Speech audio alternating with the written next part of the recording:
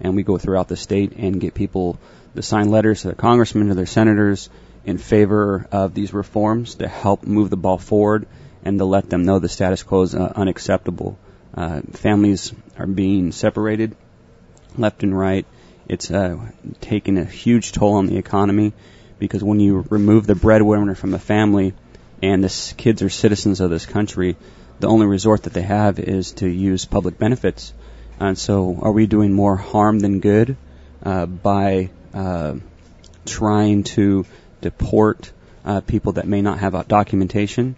Are we putting too much burden on the taxpayer by trying to have these people removed? And we don't know the answers to that, but all we know is that the system is broken and it needs to be fixed. And our activists realize that, and that's kind of why that's one of the reasons they support our initiative. What kind of response have you been getting from the wider voting electorate? As far as the non-Hispanic vote? Yeah, the non-Hispanic vote. How's the mission being seen? It's nuanced, right? Like I'm attacked, our organization is attacked as much from the right as it is from the left, which makes me feel like we're in a pretty good position if that's happening. A lot of the folks on the right say that we're a pro-amnesty group, that we're here in favor of trying to get pre-amnesty, and that's simply not true. We're in favor of empowering Hispanics to be able to assimilate more quickly and to be able to climb the economic scale faster.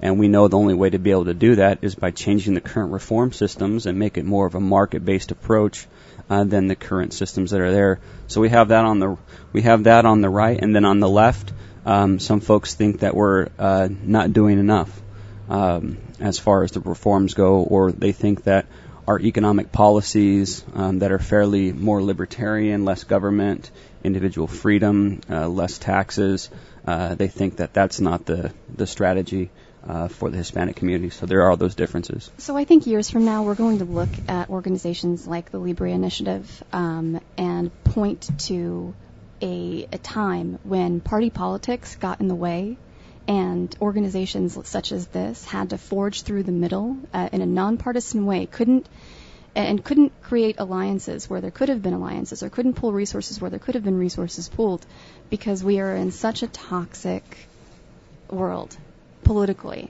right now, where they're trying to do amazing things. You have people from both sides saying you're not doing enough or you're doing too much. And to that point, Latino decisions, and I have this report here that I'll refer to a few times, but to that point, there's in 2012, they did obviously polling and survey data here in Arizona to see how the effects 2 years removed from SB 1070 affected statewide elections, specifically the presidential race and the Senate race. And one of the questions they asked is, which do you agree with more in supporting the Democrat candidate, the Republican candidate, or the Latino community? And what do you think the largest response was? I'd say the Democrat. It's actually the community was supported more by the voters in Arizona. 41% of respondents said they support the Latino community over they do a party.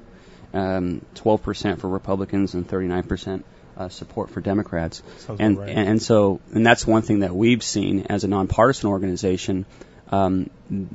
They're as disenfranchised with the two-party politics as most voters are, and because of that, they are more voting for individuals and supporting organizations that are for the actual community. We saw this last election cycle in the primary election with Senator Bob Worsley, who ran against Ralph Heap, who was a quality candidate, a really good guy. He could have done a fabulous job at the Senate. He ran more of a Tea Party type campaign, a little bit further right than Bob. But Bob Worsley, because of his love and appreciation and relationship with the Hispanic community, he was able to turn out 1,500 Hispanic voters that had never voted for a Republican in their life. And the margin of victory for Bob Worsley was 1,422 votes. And so we see from that small case study that if you pay attention to the community and you're for them and not for party politics or for a party in general, the Latino community would be more supportive of people and not parties. That's very interesting, Stephen, because from my perspective, I'd always thought that the Latino community in Arizona was so spread out that it would be very difficult to change those legislative races, but apparently it hasn't. No, it didn't, and that was in a Republican primary. So what they did is, it was interesting to dissect what their campaign. They had 3 different strategies to reach out to Hispanics. They had performed 3 different case studies within their campaign to see which one worked.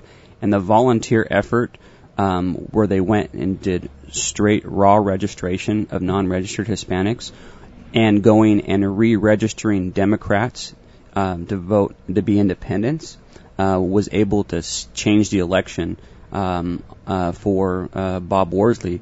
And mind you, this is a Bob Worsley who has been accused for voting with Democrats on bills and voted for Medicaid expansion, voted for Common Core, etc.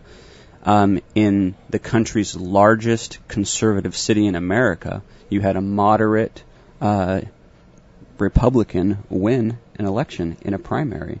And it was because of his efforts on reaching the Hispanic community to put policies over politics and put emphasis on the needs of the people.